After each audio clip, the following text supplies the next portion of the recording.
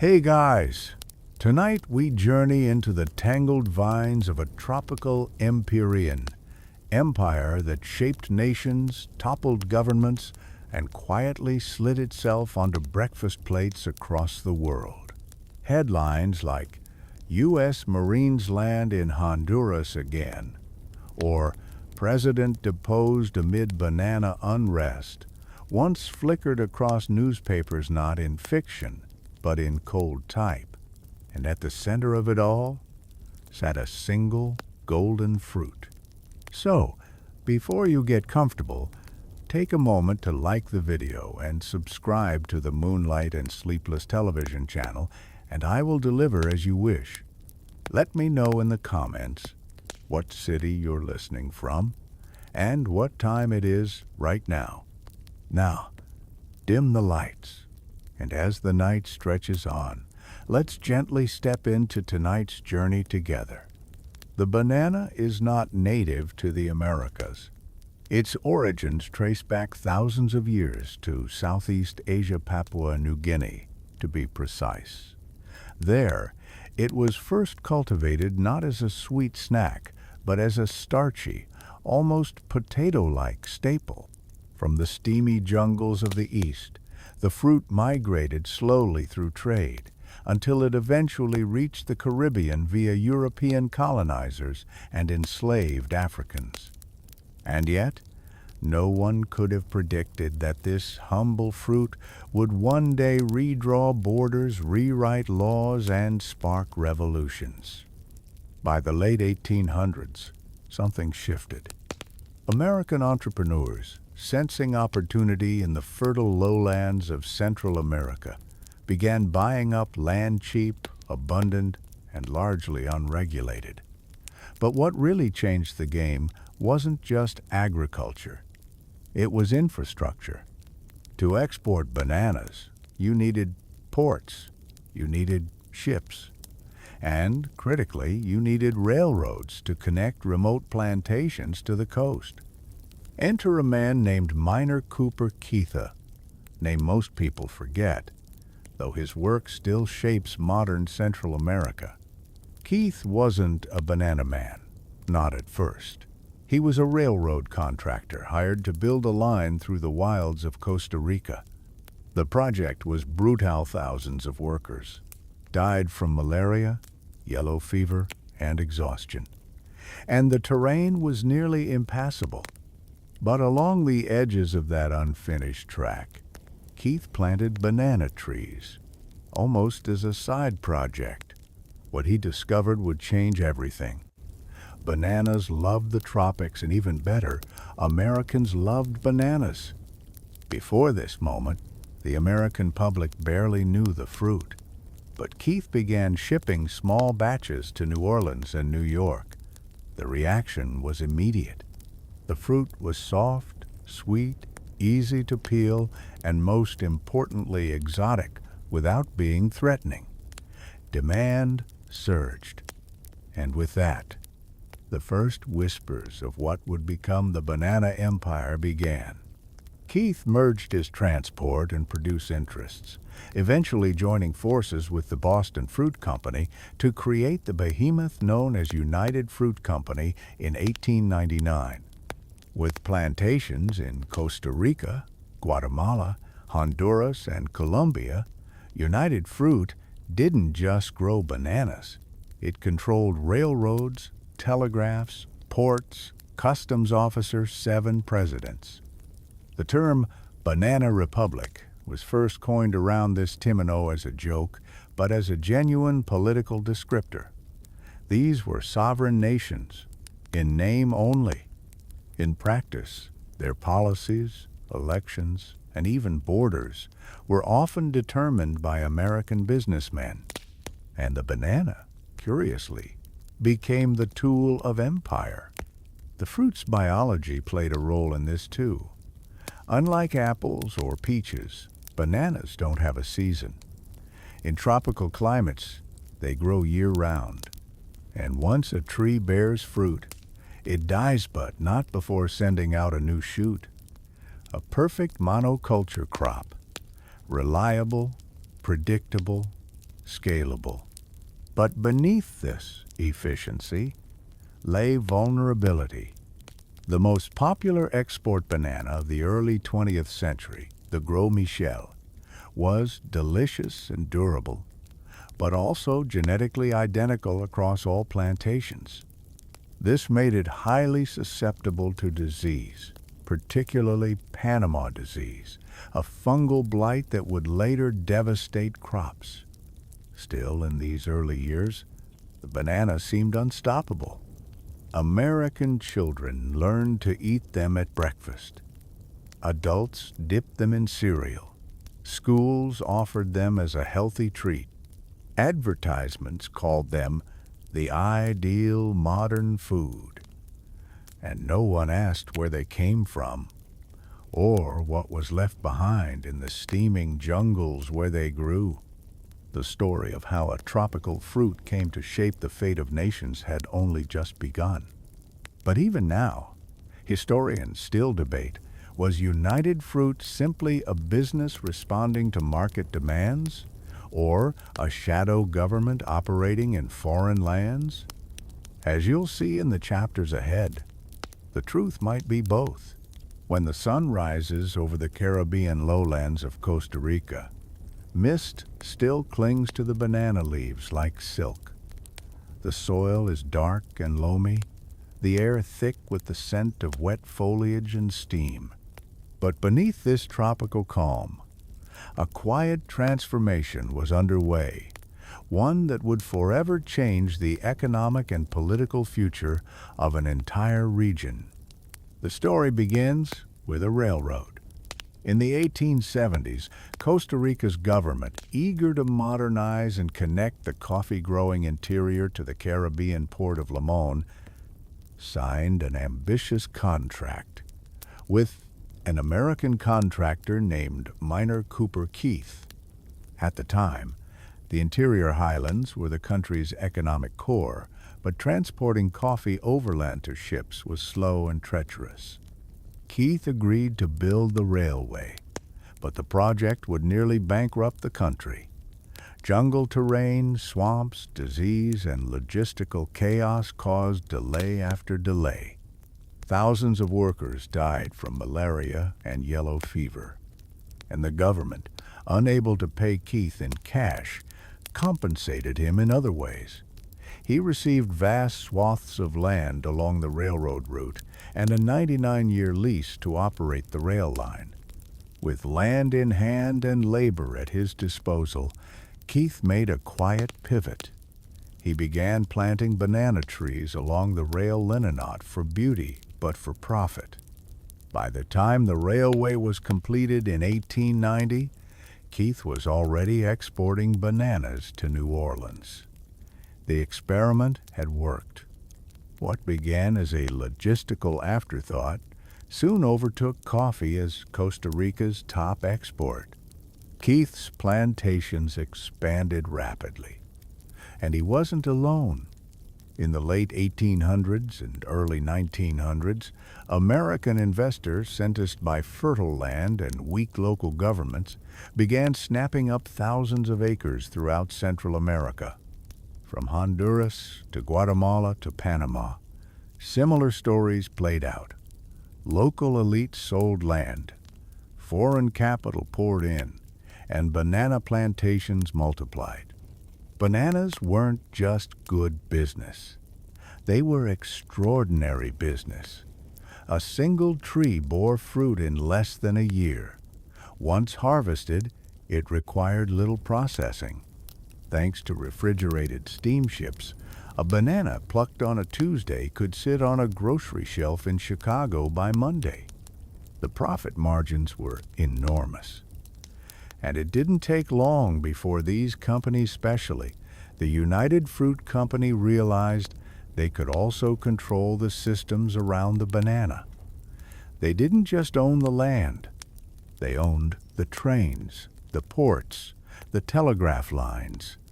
In some areas, they even issued their own company currency, used to pay workers and run stores. One cold detail, often left out of the glossy corporate histories, is that these plantations thrived because the governments were weak, often intentionally kept that way. When local leaders tried to tax banana profits or improve labor laws, companies simply shifted operations to friendlier territories. Borders became business lines. National sovereignty became negotiable. A little-known fact, by the early 20th century, United Fruit was the largest landowner in Guatemala, controlling around 40% of all arable land. In Honduras, it owned not just farms, but entire towns. In Colombia, its shipping fleets carried more cargo than the National Navy. And yet, back in the United States, few Americans knew this. To them, the banana was just a cheerful yellow fruit. Affordable, tidy, innocent. But for those in Costa Rica, the story was different. Banana towns grew along the railway. Limon, Siquires, Matina. They were built by the company, for the company, and often run like miniature dictatorships. Workers lived in company housing, shopped in company stores, and were often forbidden from organizing or striking. The language of management was English.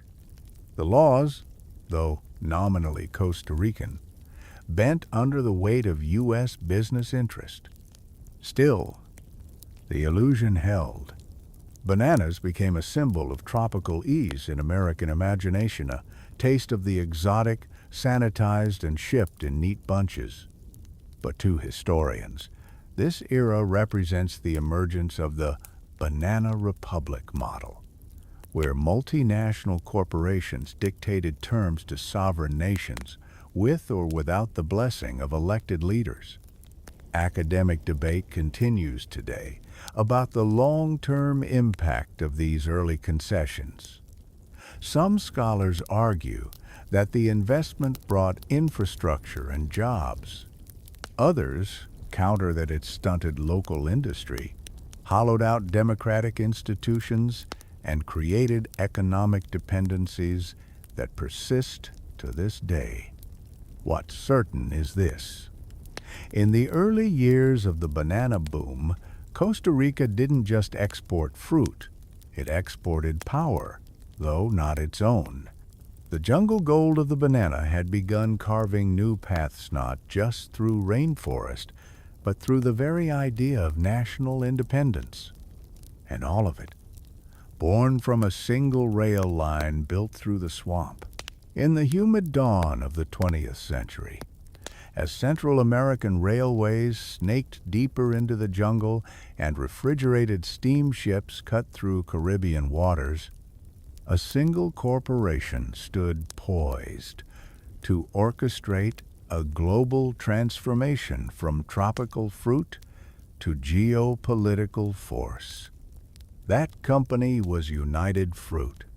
Formed in 1899 through a merger of Minor Keith's Banana Empire and Boston-based fruit companies, United Fruit quickly became one of the most powerful corporate entities in the Western Hemisphere.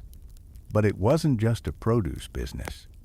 It was an empire, in the most literal sense complete, with its own fleet, its own infrastructure, its own laws, and in many places more influence than any elected government. At its peak, United Fruit controlled over 3 million acres of land across Central America, the Caribbean, and parts of South America. Its fleet, Great White Fleet, was among the largest private navies on Earth. These weren't just cargo ships. They were floating fortresses of soft power, bringing bananas north and luxury goods, propaganda, and influence south. But how did a company built on a humble fruit reach such heights? It was a combination of strategy, timing, and ruthlessness. First, the banana was inherently well-suited to mass marketing. By the early 20th century, it had become the first globally traded tropical fruit, prized for its portability, sweetness, and novelty. United Fruit capitalized on this by engineering the banana supply chain from root to supermarket, controlling plantations, railways, ports, shipping, ripening warehouses, and advertising. Second, they built their operations around vertical integration. Nothing was outsourced. Every step of the banana's journey passed through United Fruit's control. This allowed for astonishingly low prices and even more astonishing levels of dominance. But the real story, the one not found in company reports, lies in the governance model they exported.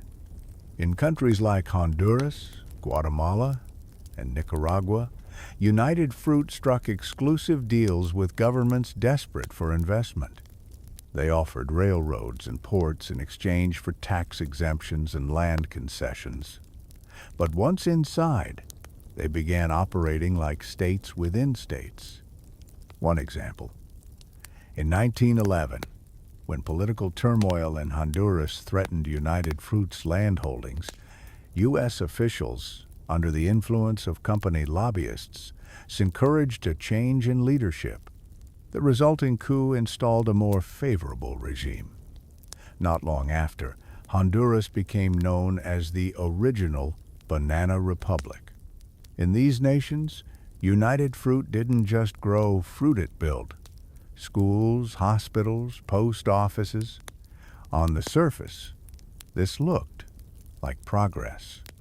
But these institutions often served corporate needs first, public goods second. Laborers were paid in company scrip, usable only in company-run stores. Workers were housed in company barracks, often under surveillance. Strikes were rare and dangerous. To maintain this structure, United Fruit cultivated close ties with Washington. In fact, many of its board members and legal advisors rotated in and out of high-level positions in the U.S. State Department.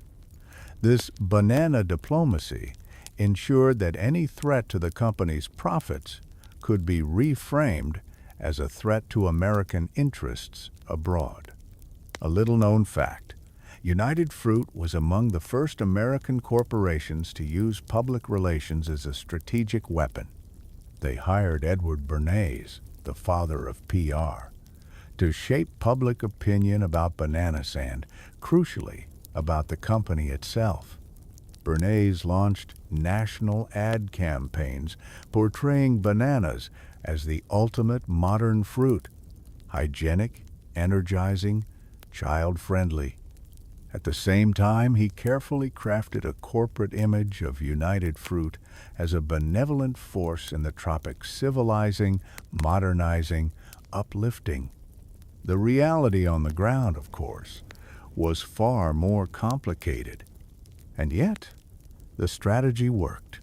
By the 1920s and 1930s, United Fruit wasn't just a business, it was a geopolitical player, influencing elections, shaping economies, and whispering into the ears of diplomats. The company was so deeply embedded in the social and political fabric of Central America that in many villages, people didn't distinguish between government and company. Historians today still debate the nature of this power. Was United Fruit an imperial tool of American foreign policy? Or was it the puppet master, pulling strings behind the scenes? The answer may depend on the country, the year, and the document you're reading. But what's undeniable is this: the rise of United Fruit marked a turning point in global history. It showed how a private company, through careful engineering, soft coercion, and relentless expansion, could control not just markets, but nations. And it all rested on the back of a single fruit, yellow and curved, wrapped in silence. Before a banana ever reached a breakfast table in Boston or a fruit cart in Brooklyn, it embarked on a journey so meticulously planned, it resembled the movements of an army. Tonight, we trace that journey from plantation to port, from jungle to supermarket, and, in doing so, discover the invisible machinery of empire that made it possible. It began in the early morning fog of Central American plantations. Banana workers, often barefoot, always exhausted, rose before sunrise to beat the heat. The harvesting process was manual, swift, and risky. A single cut with a curved blade could drop a 70-pound bunch, and it took both timing and strength to avoid injury. Workers communicated in hand signals. The rhythm of the machete became a kind of silent code. Once cut, bananas were loaded onto carts or cableways and sent to central packing stations. There, under the tin roofs of wooden sheds, men and women washed, sorted, trimmed, and packed the fruit into crates. The criteria were strict. Bananas had to be green, unbruised, and uniform in size. Those that failed inspection were discarded or left for local consumption. But the real innovation was in the logistics. United Fruit and its rivals designed entire infrastructure networks to handle the delicate and time-sensitive nature of banana transport. Railways built not to connect towns, but to connect plantations to ports, sliced through rainforests and villages alike. In some regions, the railway map made no sense from a national development perspective. It made perfect sense from a banana export point of view. Every banana harvested in the interior had to be on a ship within 48 hours, or spoilage began. The company's refrigerated ships, known as the Great White Fleet, were its secret weapon. These gleaming vessels, painted white to reflect tropical heat, could carry thousands of crates and maintain a stable temperature the entire voyage. The journey from Puerto Barrios, Guatemala, or Puerto Limon, Costa Rica, to New Orleans or Mobile, Alabama, took roughly 5 to 7 days. During that time, the bananas ripened slowly, green fading to yellow, timing coordinated to perfection. By the time they reached warehouses in the U.S., they were ready to be rushed onto rail cars and shipped nationwide. Bananas were among the first foods to benefit from what we now call a cold chain system that maintains a consistent temperature from harvest to consumer. In fact, United Fruit's innovations in refrigeration and shipping influenced later industries, including pharmaceuticals and dairy. Yet this technology was developed not for medicine but for fruit. And this system wasn't just technological, it was social and political. Local governments were encouraged or coerceto, provide labor, maintain roads, or look the other way during labor unrest. In many cases, infrastructure was developed specifically for banana transport, not for citizens. A road might lead from plantation to port, but bypass the nearest village entirely. In fact, many banana ports functioned as semi-autonomous enclaves.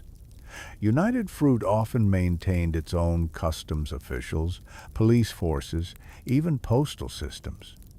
The borders between company and country were blurred, often deliberately.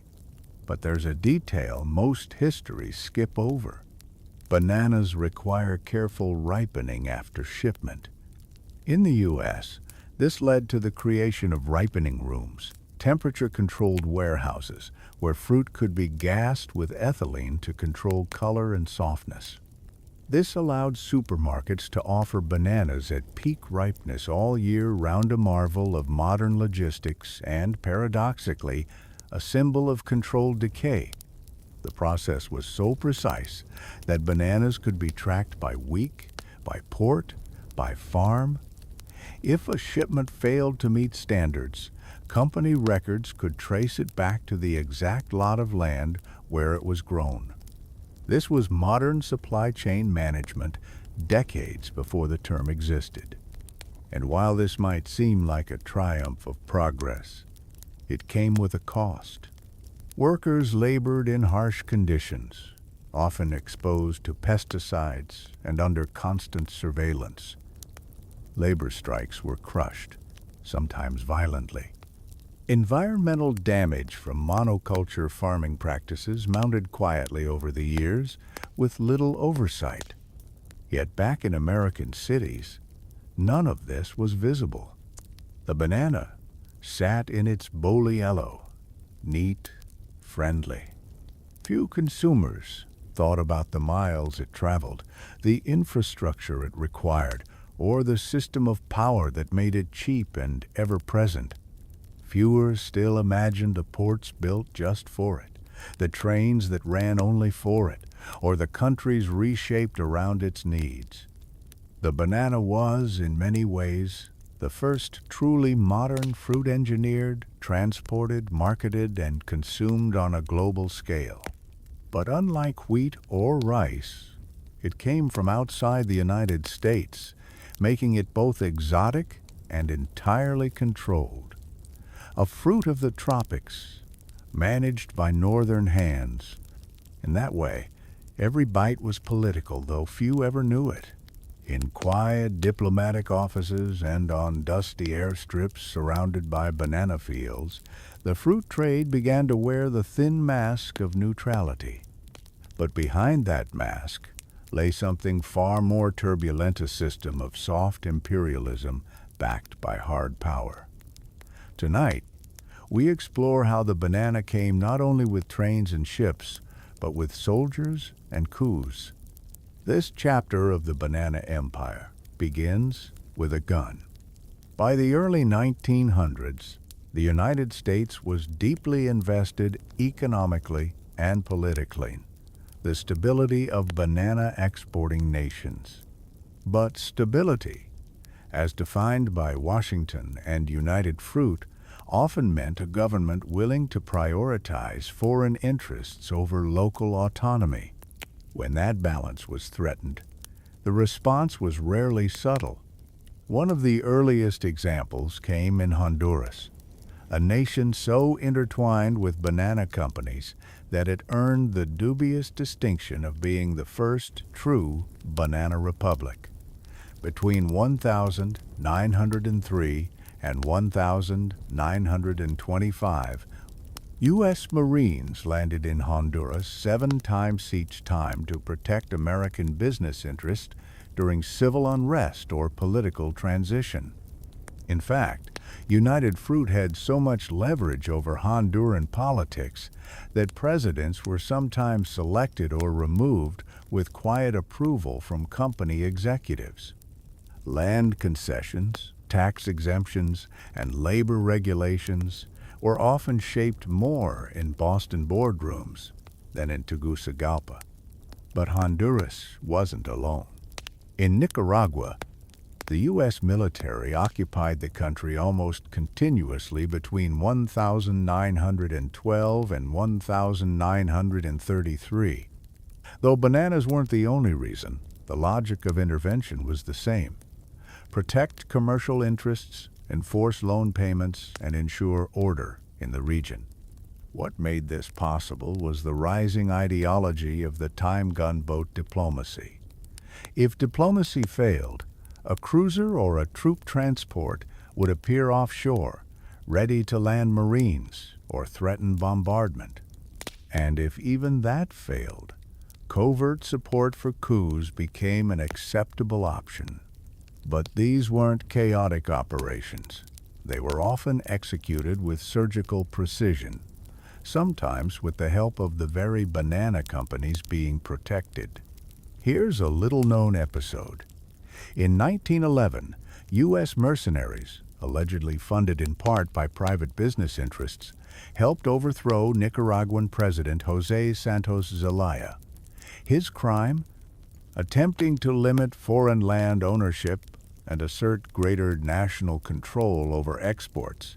The regime that replaced him quickly reversed those policies. In public, These operations were cloaked in rhetoric bringing order, protecting democracy, promoting development. But in private memos and diplomatic cables, a different truth emerges. These actions were designed to preserve control over banana supply chains, keep wages low, and maintain governments that wouldn't challenge U.S. interests. United Fruit, of course, denied any direct involvement in these interventions.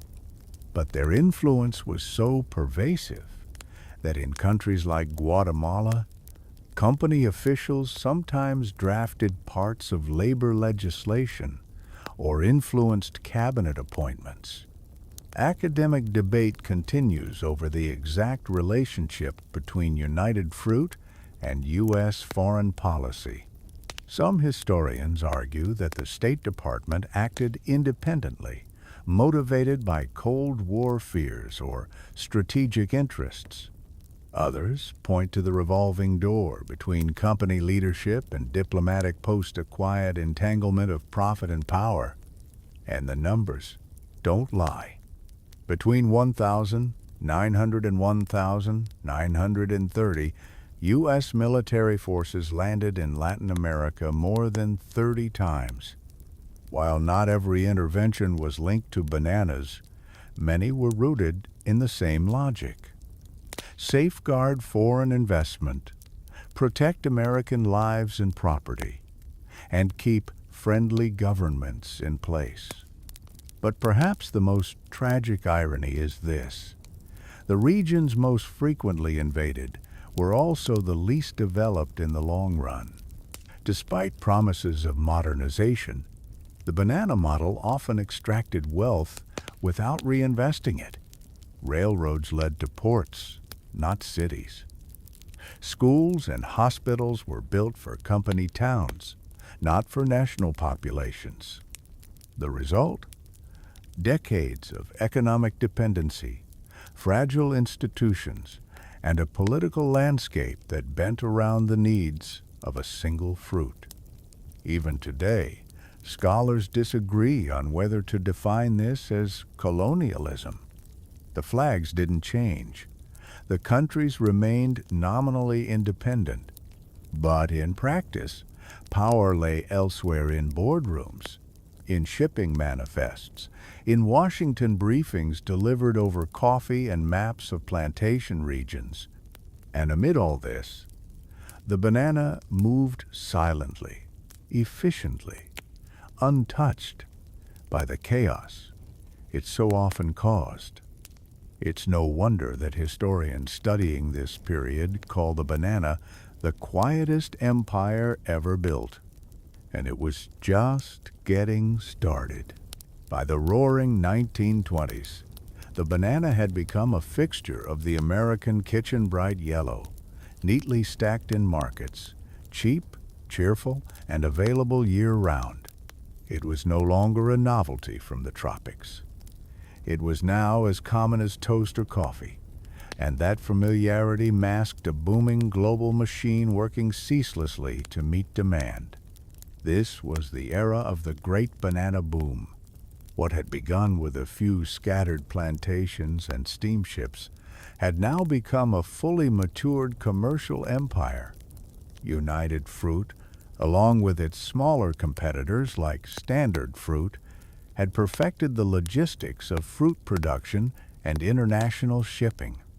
But the most remarkable part of this boom wasn't just the scalate, was how completely bananas conquered the American diet and imagination. The average American in 1920 consumed more than 25 pounds of bananas per year, more than any other imported fruit. They were served at breakfast, sold on street corners, offered in hospitals for digestion, and recommended by doctors for infants and invalids. Bananas even appeared in silent films, vaudeville acts, and the newly minted banana cream pie that swept through diners and home kitchens alike. United Fruit saw an opportunity not just to supply bananas, but to shape how people felt about them. They hired copywriters, cartoonists, nutritionists, and photographers. Ad campaigns depicted bananas as hygienic, pure, and nature's perfect food. In one famous series, a cartoon monkey cheerfully guided children through banana-based meals. In another, a demure housewife held a golden bunch beside the slogan, "Bananas build better babies." But behind this wholesome image, the company's grip on Central America was tightening. In Guatemala, Honduras, and Costa Rica, land ownership by foreign companies had grown so extensive that entire provinces were essentially off-limits to national government. In some cases, over 40% of arable land was owned by United Fruit, often sitting idle-held not for immediate use, but to prevent competitors from gaining a foothold. The boom was not just agricultural. It was geopolitical. Banana exports became the backbone of national economies, and that dependence created a dangerous vulnerability.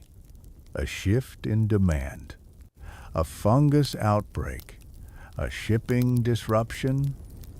Any of these could collapse government revenues, spark social unrest, or trigger coups.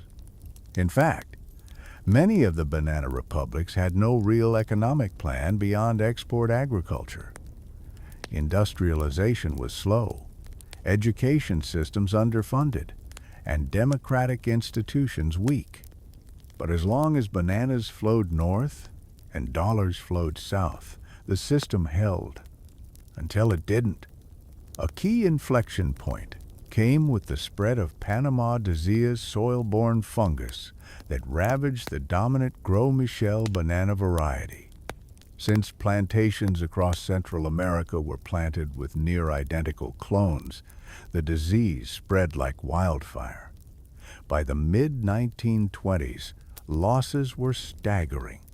United Fruit responded with a mix of innovation and imperialism. They searched for new land-clearing forests in Colombia, Panama, and even parts of Ecuador.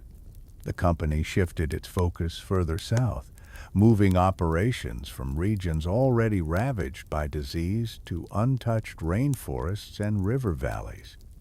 The model was one of exhaustion and expansion. When one region failed, move on. At the same time, the company began searching for a replacement banana. This would take decades, but the seeds were planted literally and figuratively for what would later become the Cavendish banana, the most common variety today. Meanwhile, on the ground, workers faced grueling conditions. Plantation life during the banana boom was defined by long hours, low pay, and little recourse. Diseases like malaria and hookworm were rampant. Medical care was often minimal or tied to continued employment. Attempts to unionize were met with retaliation or outright dismissal. And yet, for many, the banana industry represented the only stable work available. In this paradox, the banana empire mirrored the era itself, glamorous on the surface, precarious beneath. Historians still argue whether this period should be seen as an economic miracle or a colonial tragedy. Did United Fruit bring development, or did it lock nations into underdevelopment? Were bananas a gift of trade or a symptom of imbalance? The debate continues in academic circles and government records. But one thing is clear. By the late 1920s, the banana had become the most politically charged fruit on Earth, and its cheerful image masked a spreading tensiona fault line running beneath the plantations and ports. Something was shifting. A reckoning was coming. And it would start, as many reckonings do, not in palaces, but in the fields. The rows of banana plants stretched endlessly under the heat of the Colombian sun. In the town of Ciénaga, workers moved barefoot between trees, machetes in hand, backs bent not just from labor, but from generations of silence. They had been promised wages, housing, dignity. What they received was surveillance, illness, and pay in company-issued vouchers that couldn't be used anywhere else. In December of 1928, they decided they had had enough. What began as murmurs soon turned into demands. Workers across United Fruit's plantations in northern Colombia organized into unions, many for the first time. Their requests were modest by most standards. A 6-day work week, payment in real currency, medical care, and recognition of their union's right to exist. But United Fruit, fearing precedent, refused. And so began one of the most chilling chapters in the history of the banana empire, the event that came to be known as the Banana Massacre. As the strike spread, the Colombian government grew nervous. United Fruit lobbied both local and U.S. officials, painting the labor movement as communist infiltration, a threat to regional stability. In response, troops were deployed. On the morning of the 6th of December, 1,928 thousands of workers and their families gathered in the town square of Ciénaga, awaiting a rumored negotiation. Many brought children, hopeful for a peaceful resolution. Instead, what came was a military unit with orders to open fire. The number of deaths remains in dispute. Some say dozens, others say hundreds. A few whispered that more than 1,000 were killed, and their bodies loaded onto trains, dumped into the sea, or buried in mass graves. United Fruit never issued a formal apology. The Colombian government claimed the operation was necessary.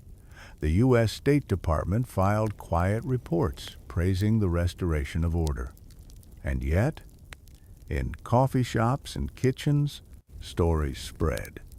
The massacre became a symbol of everything wrong with foreign influence in Central America, a moment when profit triumphed over people, and when a fruit company could quite literally command the bullets of a sovereign nation. To this day, historians remain divided. Some claim the government acted alone.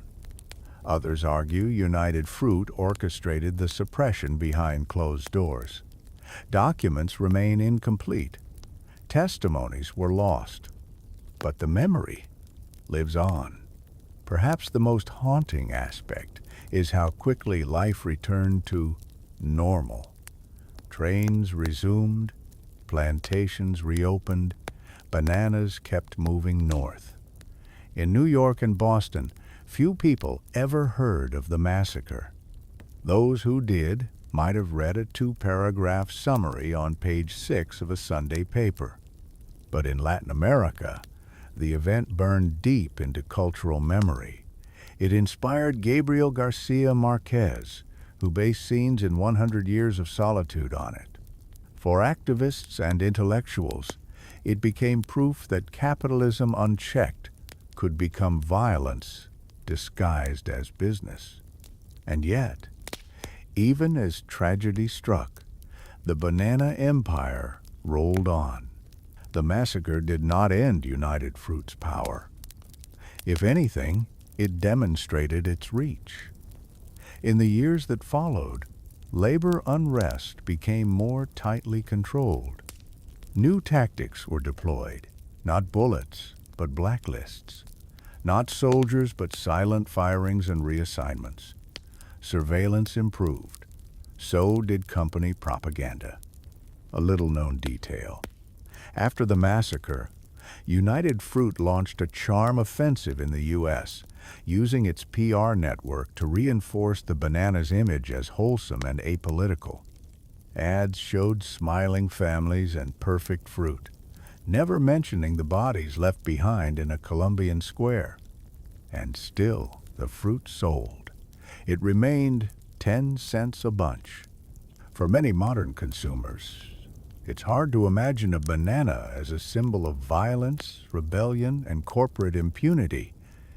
But in towns like Ciénaga, that image is never left.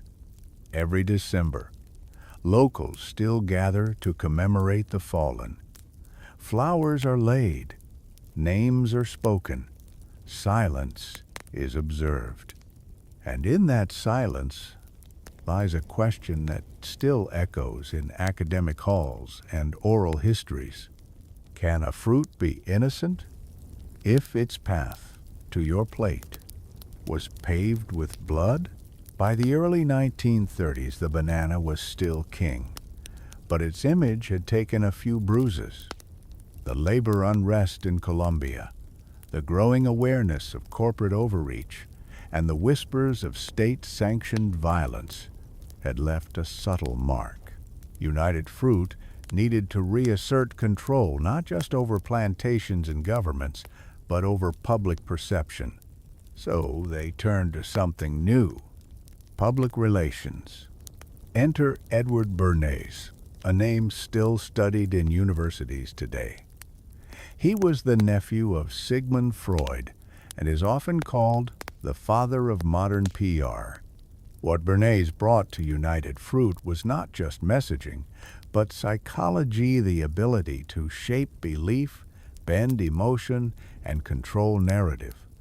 He understood that it wasn't enough for bananas to be cheap or convenient. They had to be loved, trusted, and seen as a symbol of modern life. Under Bernays' direction, United Fruit launched an orchestrated campaign to recast the banana in the American imagination. Pamphlets flooded schools and hospitals touting the banana's health benefits.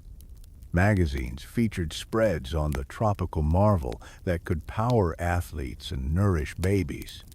Films, cartoons, and jingles placed bananas in lunchboxes, kitchens, and hearts. But there was another layer, more strategic than sweet. Bernays also used press manipulation to influence U.S. foreign policy discussions. He arranged for journalists to take fact-finding trips to Central America, often guided by company staff, shown only model plantations and happy workers. Articles praising United Fruit's civilizing mission began appearing in major newspapers. The company had not just an advertising wing, it had a media wing, crafting the story from the ground up. This fusion of fruit and propaganda was perhaps best embodied in the image of Carmen Miranda, the Brazilian performer who rose to Hollywood fame in the 1940s, wearing a towering hat made of bananas and tropical fruit. Though she had no connection to United Fruit, her caricature became a walking ad for good neighbor relations between the U.S. and Latin America. What few viewers realized was that this image of carefree, Latin, color-bright, musical sensual was masking a deep and ongoing economic imbalance. It was a fantasy designed to pacify curiosity, to turn empire into entertainment. Meanwhile, in Central America, real life continued under the same plantation structures. Workers still labored for low wages, still lived in company housing, still faced punishment for union activity. But now, their stories were drowned out by a wave of cheerful branding. This period also saw United Fruit deepen its influence in Washington. Company officials lobbied lawmakers, met regularly with State Department representatives, and even collaborated on foreign aid initiatives so long as they aligned with company interests. In one internal memo, executives wrote that maintaining a positive image in Congress was as critical as irrigation in Honduras. And yet, cracks were beginning to show. The Great Depression had forced layoffs and downsizing. Panama disease continued to ravage plantations, especially in Honduras and Guatemala. And in the background, a quiet resistance was forming not just among laborers, but among Latin American intellectuals, writers, and reformers who began to question the long-term price of banana-driven economics. But for most American consumers, none of this registered. The banana remained clean, colorful, convenient. It was the fruit that never needed washing, the fruit that came pre-wrapped, the fruit that children could peel on their own. No pits, no mess, no guilt, and behind it, a company that had learned something powerful. If you can control the story, you don't need to hide the truth. You can just rewrite it. Historians still debate the ethical implications of Bernays' work with United Fruit. Was he a genius of persuasion or an architect of soft imperialism? Was the banana campaign harmless fun or a calculated distraction from oppression? What's clear is this. In the 1930s and 40s, United Fruit didn't just sell bananas. It sold an idea of a tropical paradise where everything was under control, even if that control came with shadows. By the time the 1950s arrived, United Fruit was not just a business empire was a quiet partner in global power plays. And nowhere would that partnership leave a deeper scar than in Guatemala, a country with lush mountains, fertile lowlands, and a population yearning for reform. At the center of this story stood a man named Jacobo Arbenz. He wasn't a radical firebrand or a military tyrant. He was a modest, European-educated officer who believed in land reform. His goal? To modernize Guatemala's economy by redistributing underused land to rural peasants, most of whom had little more than hope to feed their families. One of the largest holders of idle land? United Fruit Company. The numbers tell the story. At the time, United Fruit owned roughly 550,000 acres in Guatemala, but only about 15% of that land was under cultivation. The rest was held unused strategically to prevent competition or maintain market leverage. Arbenz's plan was to expropriate a portion of this unused land and compensate the company at its declared tax value. United Fruit's official land valuation on record? About $1 million. But when the government offered to pay that amount, the company erupted in outrage. Behind closed doors, executives argued that the land was worth at least $16 million, a claim they had never made before, not even to tax authorities. What began as an internal dispute soon escalated into a geopolitical crisis. United Fruit had powerful friends in Washington. The U.S. Secretary of State at the time, John Foster Dulles, had previously worked for a law firm that represented United Fruit. His brother, Allen Dulles, was then director of the CIA and also had previous ties to the company. Together, they helped frame Arbenz's land reforms not as economic modernization, but as a communist threat in America's backyard. And in the 1950s, that label was enough to trigger alarm bells across Washington.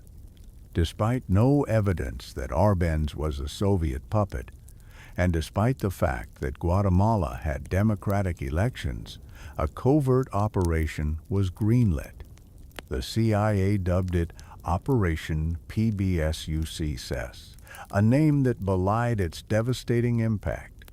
In June 1954, the U.S. orchestrated a coup d'etat. They trained and funded a group of exiled Guatemalan military officers, broadcast propaganda via a CIA-run radio station, and even flew bombing missions using American pilots in disguise. Within days, Arbenz isolated, discredited, and fearing civil war resigned. He fled the country in humiliation. What followed was not success, but suffering. Guatemala descended into decades of dictatorship, violence, and civil war. Tens of thousands were killed or disappeared. The hopes of land reform were crushed. The redistribution of economic power was reversed. And United Fruit? It regained its holdings quietly, fully, and without consequence. This moment marked the zenith of banana imperialism time, when a single company could not only influence foreign policy, but essentially commandeer a government's fall. It was not an empire in name, but in practice. And yet, the American public heard very little. Newspapers carried brief articles about a communist threat averted in Guatemala. Few questioned why a tiny country with no army, no missiles, and no Soviet bases posed such danger. Fewer still asked who stood to gain. But in Latin America, the message was clear. This wasn't just about bananas.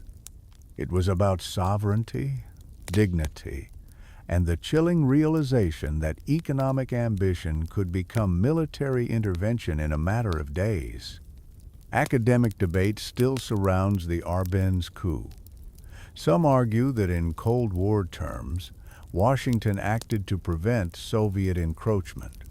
Others point to declassified CIA documents, which reveal how deeply corporate lobbying shaped the operation. One cold fact remains. The coup was a turning point in both Guatemalan history and the legacy of United Fruit. It showed the world that a fruit company could trigger a revolution, and that in the halls of power, the line between corporate interest and national policy had all but vanished. And still, bananas kept arriving in markets, unmarked, untouched, unchanged. In the years that followed the 1954 coup in Guatemala, the air shifted across Central America. Not immediately, not with headlines or fireworks, but like a jungle breeze before a storm quiet, warm and heavy with something coming. The story of the banana empire was no longer about expansion. It was becoming a story of resistance, reform, and reckoning. After the fall of Arbenz, the region entered what many historians call the long shadow of United Fruit. The company's power had been reaffirmed, but so had the fears of those who lived under its influence. From Nicaragua to Colombia, laborers and intellectuals began to see their struggle not as isolated, but part of a larger systemic imbalance. And cracks were forming, some visible, some buried deep in the soil. One of the most urgent issues was environmental degradation. Decades of monoculture farming, pesticide use, and deforestation had left large swaths of land exhausted. Banana plants, once tall and sturdy, grew weaker each year. The soil, never given time to rest, turned brittle and lifeless. The very land that had made the banana empire possible was turning against it. And then came the second wave of Panama disease. The original Gros Michel banana, once the global standard, had nearly gone extinct from the first strain. Now, in the 1960s, a new variety Fusarium wilt tropical race 4 threatened even the replacements. United Fruit was forced to abandon entire plantations, pulling back from areas like Honduras and shifting operations to Ecuador and Southeast Asia. But even as the land withered, the myth endured. United Fruit had long since perfected its public image. It had changed its name to United Brands in 1970, hoping to distance itself from a century of imperial baggage. But the truth clung like sap to a machete handle. No rebranding could erase the past. In the U.S., Bananas were now a permanent fixture second nature, their story rarely questioned. But in the South, the narrative was shifting. Writers, artists, and activists began to speak out. One example. In Nicaragua, the Sandinista revolutionaries openly criticized U.S. agricultural interests. In Honduras, students protested land inequality tied directly to foreign agribusiness. And in Guatemala, survivors of the Arbenz era began sharing their stories, some in hushed tones, others from exile. Still, the economy was a trap. Despite the resentment, banana dependency remained. Many of these countries lacked diversified industries. They couldn't simply stop growing fruit. Banana companies employed thousands, funded infrastructure, and however exploitative kept food on tables. Reform without collapse was almost impossible. In response, new approaches were tested. Some governments attempted to nationalize banana production, aiming to take control back from foreign giants. Costa Rica, for example, introduced stronger labor protections and allowed cooperative farming in some regions. These efforts met with mixed success. Balancing fair wages with global competition was no easy task. And even more quietly, other forces were shifting. Consumer awareness in the global north began to rise. Documentaries, investigative journalism, and activist groups started revealing the hidden cost of cheap fruit. Terms like fair trade entered the lexicon. A few buyers, then more, began to wonder, who grew this? At what cost? Still, the system endured. Fragile, but alive. And in boardrooms, a new threat loomed on, not from workers or governments, but from within. In 1975, a major scandal broke. United Brand's president, Eli Black, died by suicide after revelations surfaced that the company had paid bribes to the president of Honduras in exchange for reduced export taxes. The scandal rocked Wall Street. Investigations revealed a web of corruption and backroom deals spanning multiple countries. United Brands, once untouchable, was now exposed. The empire had lost its glow, and yet bananas still made their way to breakfast tables. Perhaps that is the most haunting thing. Even as governments toppled, as lives were lost or forgotten, as forests were felled and soil drained, the banana endured not just as a fruit, but as a structure, as a system, as a way of organizing land, labor, and power. Scholars today still debate whether this era was the start of the banana empire's fall, or simply its evolution into something harder to see, more fragmented, more corporate, more global. But the core remained. The land, the labor, the lie of neutrality. And beneath it all, a quiet question humming across plantations and port towns alike. Was the banana still king? Or had the people started to remember their crown? As the 1980s unfurled, bringing with it civil wars, structural adjustment programs, and a rising tide of neoliberal economics, the banana empire no longer looked like a monolith, but rather a shifting, fragmented landscape of subsidiaries, spin-offs, and new names. United Brands had rebranded again, this time as Chiquita Brands International, hoping to shed the last remnants of its colonial image. But history, especially in Central America, is not so easily erased. And the people hadn't forgotten. In Guatemala, El Salvador, and Nicaragua, the legacy of banana capitalism was now baked into daily life. For many, The plantations had become synonyms for stagnation, life passed down generation to generation, with little change in opportunity or rights. Yet in each region, a new kind of resistance was taking shape. One movement came not from machete-wielding laborers, but from lawyers, students, and environmentalists. In Honduras, grassroots organizations began documenting the chemical exposure faced by banana workers. Pesticides such as DBC used widely on banana farms were linked to sterility, cancer, and birth defects. These chemicals were often banned in the U.S., yet continued to be used abroad with little regulation. A 1,990 class action lawsuit by workers from Costa Rica and Nicaragua made international headlines. For the first time, banana workers were bringing legal challenges against multinational corporations in foreign courts. While compensation remained elusive for many, the cases cracked open something important: the idea that corporate immunity was not absolute.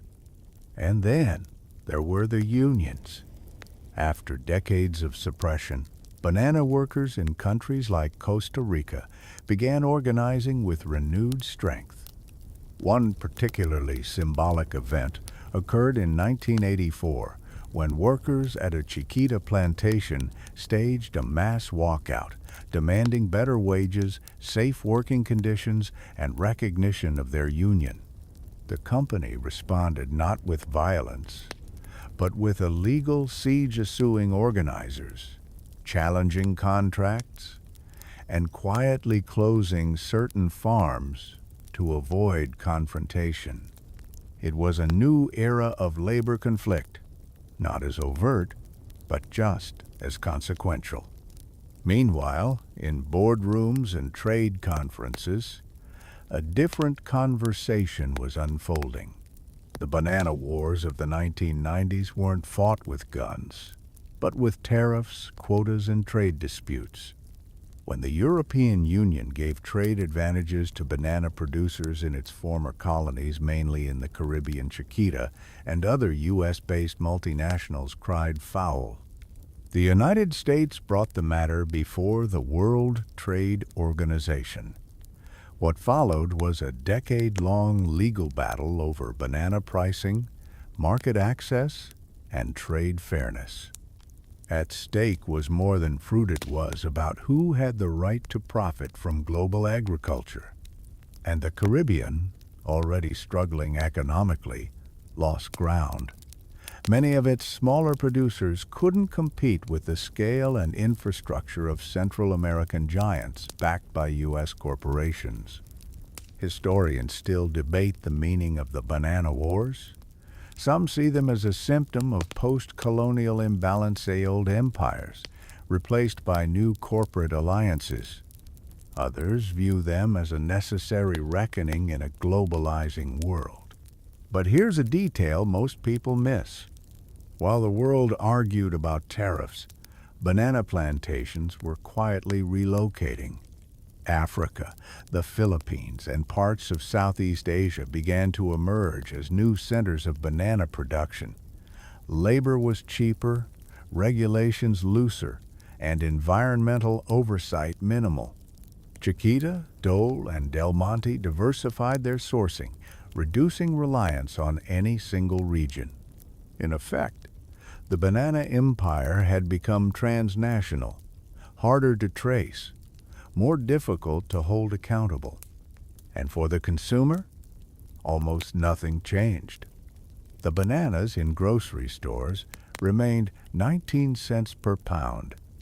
They still sat neatly in bowls, sliced into cereal, served to children.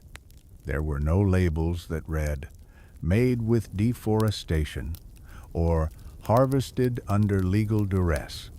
But more people were asking questions. College students read about the coup in Guatemala. Documentaries aired on PBS. NGO pamphlets were handed out at farmers' markets. A small but growing number of consumers began to seek out fair trade bananas, willing to pay more for a product that came with fewer shadows. Academic institutions took notice too. Scholars in the U.S.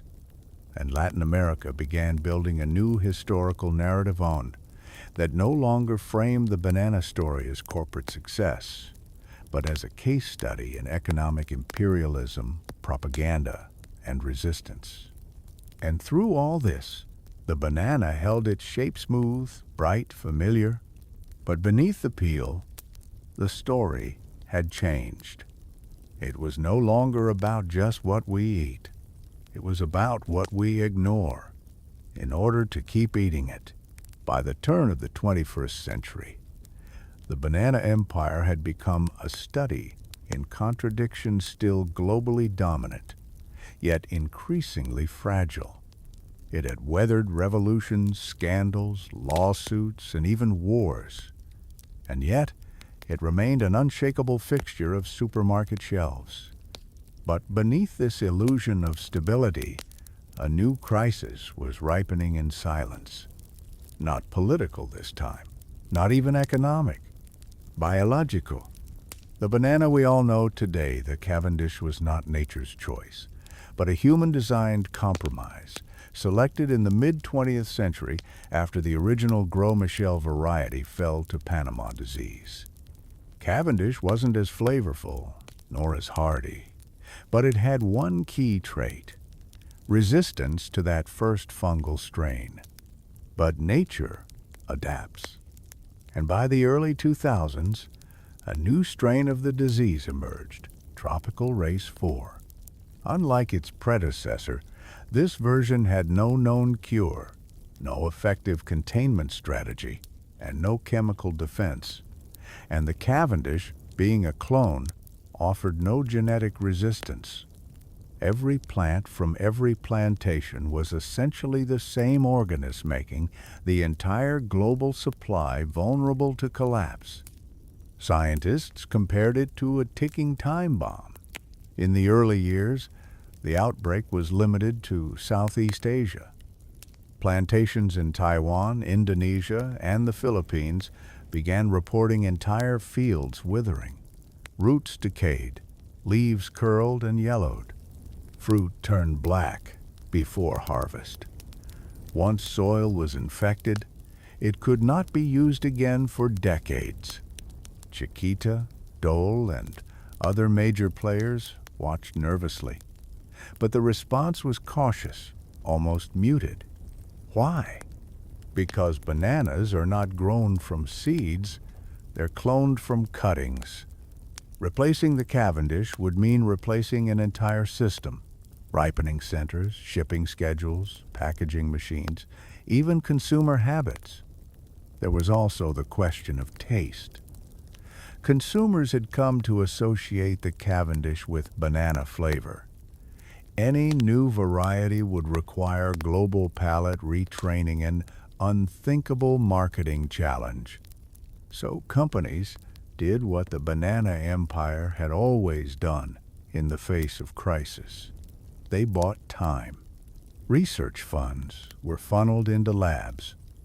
Scientists searched the jungles of Papua New Guinea, where wild banana species still grew, hoping to find resistant traits.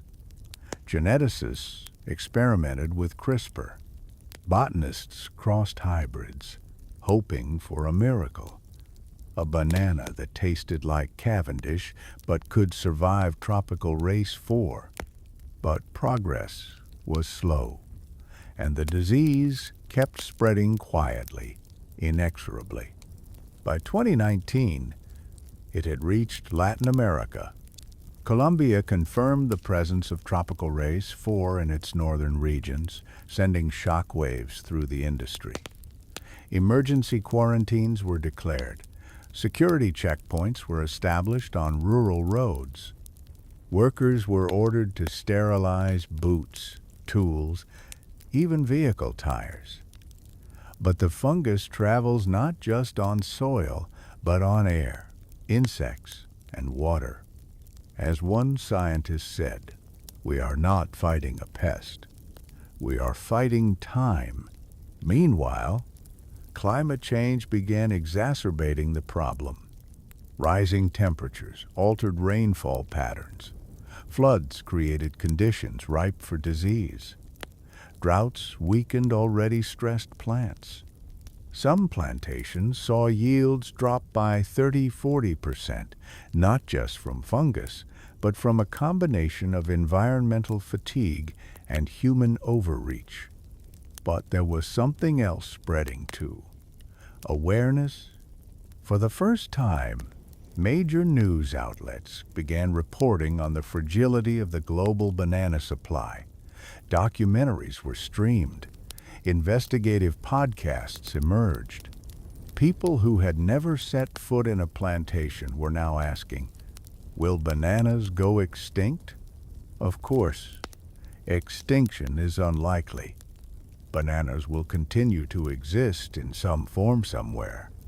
But the banana as we know it, the cheap, abundant, uniform fruit available in every corner store from Tokyo to Toronto, that model is now under existential threat. Still, corporations are reluctant to act quickly. Why? Because replacing the Cavendish means admitting the system is broken. It means retraining not just agriculture, but economics, distribution, branding, and taste itself. The banana empire is trapped by its own success. Historians see in this a strange echo of the past. Just as the Gros Michel's collapse forced the industry into reinvention, so too will the Cavendish crisis. But this time, the world is watching. The banana is no longer just a commodity. It's a symbol, a case study in monoculture, globalization, and ecological fragility. And yet, even now, bananas arrive daily at ports. They ride trains, they fill school lunches, they wait on countertops. They are everywhere. And that, perhaps, is the most surreal part. Because as we bite into them sweet, soft, unthinking, we are eating not just fruit, but the last days of an empire.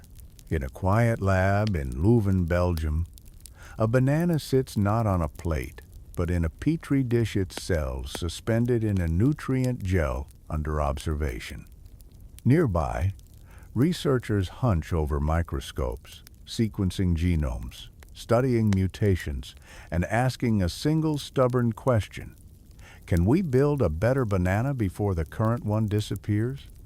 This is the strange new frontier of the banana empire, not in fields or cargo ships, but in laboratories and genetic databases. In the wake of tropical race 4's spread, scientific urgency has grown. Universities, private companies, and even international agencies have begun pouring resources into banana biotechnology. Their aim? To either engineer resistance into the Cavendish or develop new varieties that can survive the fungal apocalypse. One of the leading candidates is a banana called GCTCV 218, a mouthful of a name for a potential savior. Developed through years of traditional breeding in Taiwan, it resembles the Cavendish, but has shown resistance to TR4. However, it lacks the same creamy sweetness, and shipping tests show it bruises more easily. In other words, not ideal for global markets yet. Meanwhile, Australian researchers have tested gene-edited bananas, inserting resistance genes directly from wild varieties into the Cavendish. The results have been promising, but the regulatory landscape is murky. In many countries, genetically modified organisms, GMOs, face strong public resistance. Would consumers accept a banana that's been altered in a lab, even if it looks the same? And here lies the central irony of this moment. To save the most ordinary fruit, we may have to embrace the most extraordinary science. But not all paths forward are technological. In countries like Costa Rica and Ecuador, small farmers and agroecologists are exploring diversification. Rather than rely on a single monoculture, some are planting multiple banana varieties, red bananas, apple bananas, even old types like the pisang awak. These aren't as uniform or easy to ship, but they offer genetic resilience and richer taste profiles.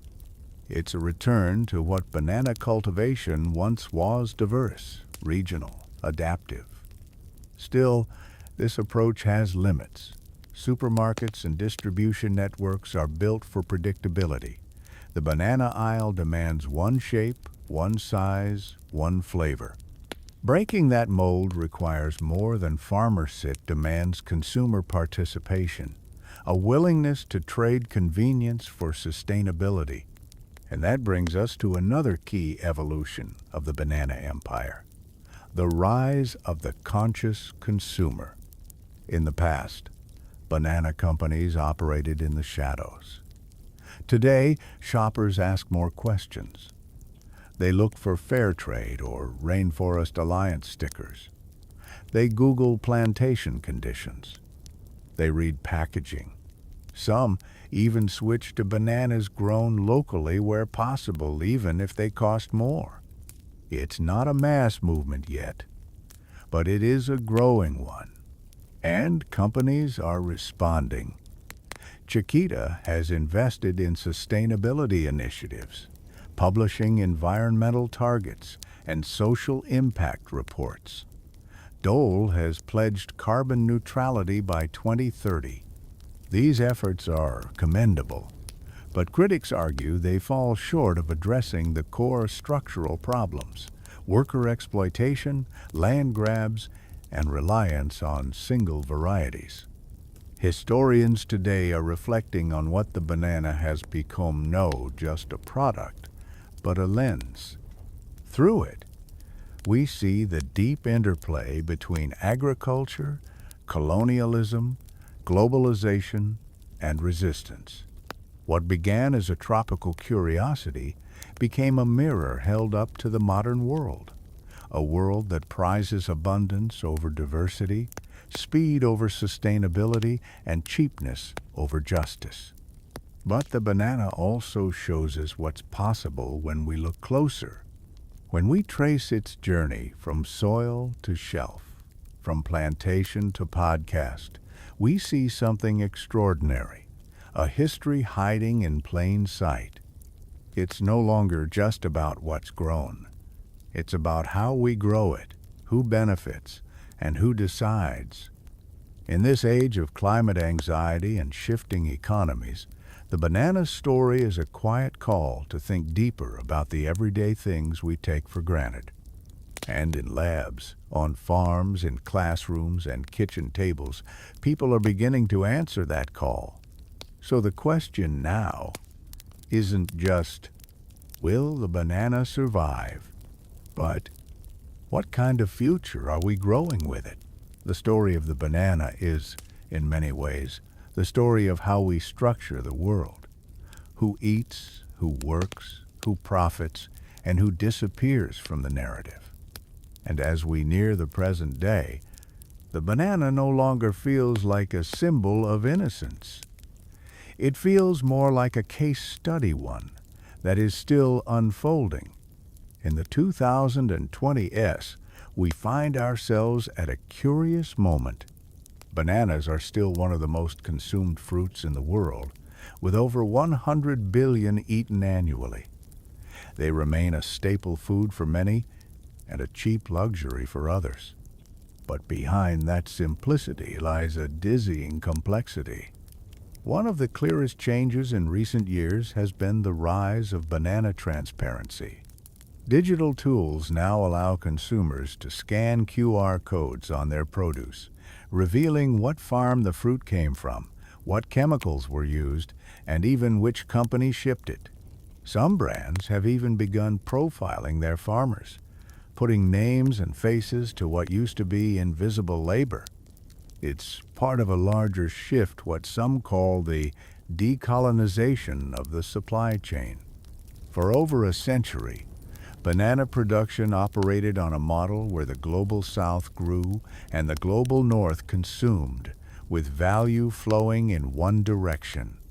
Now, there's a push to reclaim ownership, redistribute profits, and rebalance narratives.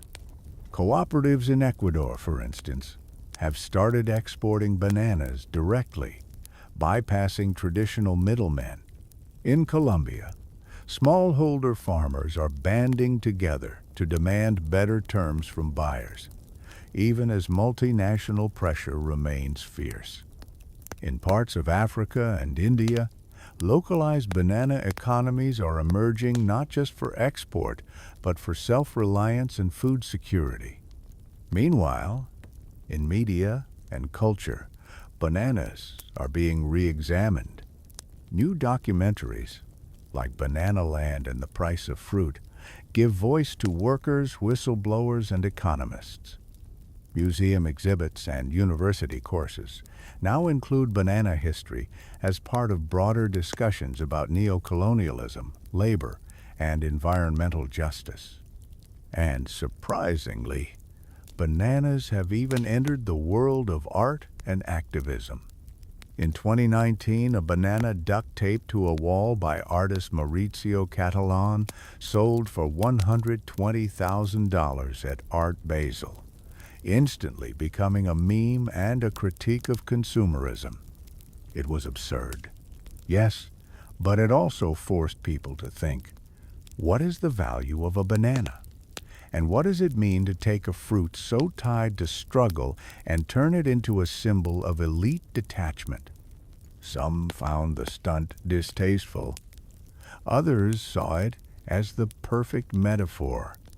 Because in many ways, we live in a world where the banana has become invisible, again so common. We no longer see it, even though it touches everything from geopolitics to climate science.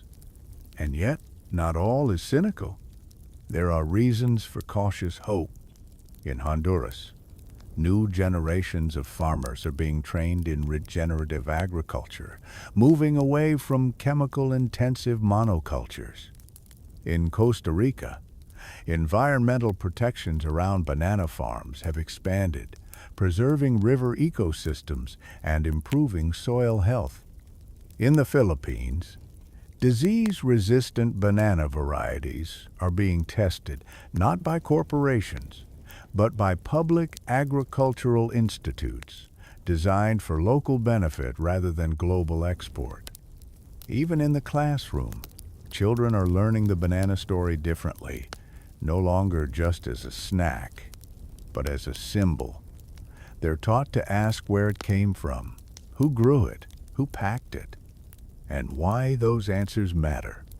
And that may be the biggest change of all, because for the first time in over a century, the banana is being seen not just as a fruit, but as a thread connecting our diets to our ethics, our convenience to someone else's labor, our global systems to our individual choices.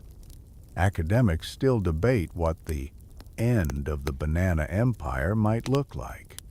Some say it will be slow tapering off, a diversification into other crops, a rebalancing. Others believe it could collapse quickly if disease and climate push the Cavendish beyond recovery. But either way, the myth of the banana, as simple, innocent, and free, is gone.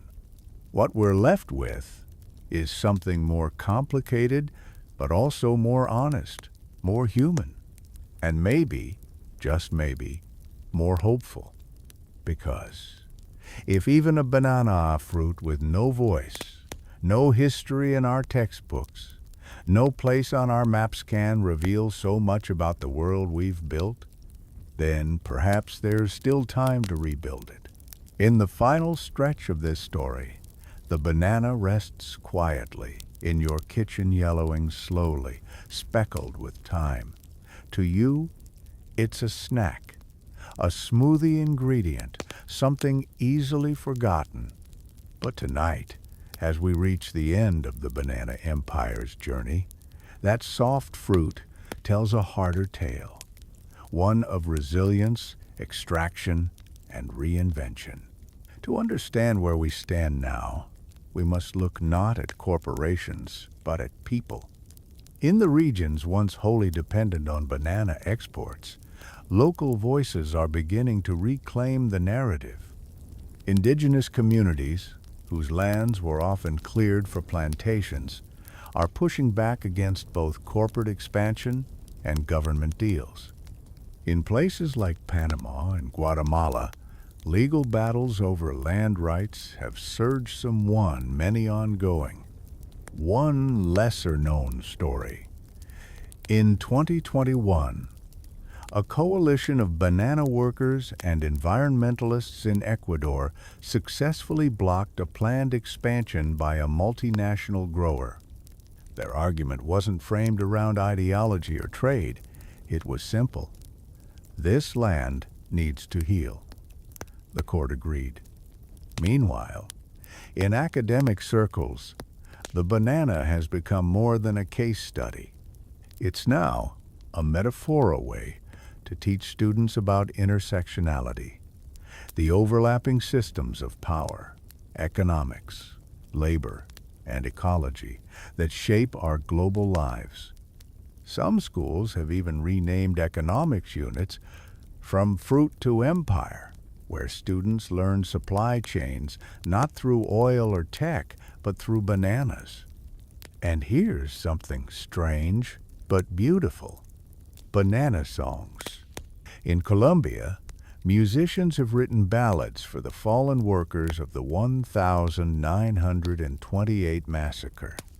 In the Caribbean, calypso songs blend satire and sadness, referencing banana strikes and lost livelihoods. Even in the U.S., indie artists have begun weaving fruit into protest lyrics. Why music? Because memory often survives best when facts are fragile. Because the story of a fruit told through song reaches further than a textbook ever could. But even as voices rise and reforms inch forward, the reality remains complicated. The global banana trade is still dominated by a few corporate giants. Farm workers still face long hours and uncertain wages. Disease and climate change remain persistent threats. And in consumer markets, price continues to override ethics. Yet some things have shifted. Brands that once operated behind walls now respondeth only performatively to consumer concerns. Certifications like fair trade, while imperfect, are gaining ground. Supply chain audits are more common. Some plantations are now required to submit to third-party oversight. It's not revolution, but it is motion. And in that motion, there is meaning. Because for over a century, the banana was a silent fruit's sweetness, masking bitter truths. Today, it's learning to speak. So the next time you hold one in your hand, consider this. That fruit has crossed oceans. It has passed through invisible handsome that planted it in sweat, others that sliced profit from its skin. It has survived diseases, dictators, and distance. It has built fortunes and buried names. It has fed armies and nourished toddlers. It has been a joke, a metaphor, a battleground, a mirror, and now it's a story. One you know, one you carry. And that perhaps is the quiet triumph of this Talano, that the banana empire fell or rose again, but that we finally stopped ignoring what it took to make something so ordinary travel so far.